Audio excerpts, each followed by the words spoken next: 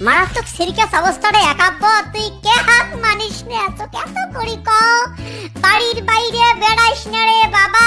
ইতালির একজন ডাক্তার আমার ফ্রেন্ড সে কইছে যে এই ভাইরাস কত মারাত্মক, করোনা ভাইরাস কত মারাত্মক সেইটা যদি সাধারণ মানুষ বোঝা গেল তাহলে হারাম বিলি ওই মানুষ ঘরের ভিতরে এমন ঢোকান ঢুকিল হয় জানলা খুলিয়ে আকাশ কিংবা বাইরেও দেখিল না হয়। এত বড় মারাত্মক সিরিয়াস একটা ব্যাপার স্যাপার তোমরা কে হাত মানেন না ভাই?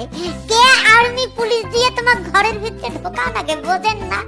এই করোনা ভাইরাস জাগ ধরবে তার একটা ফুসফুস খেয়া ফেলাইবে। প্লিজ প্লিজ তোমরা দোহাই আল্লাহর ঘরের ভিতরে ঢোকো।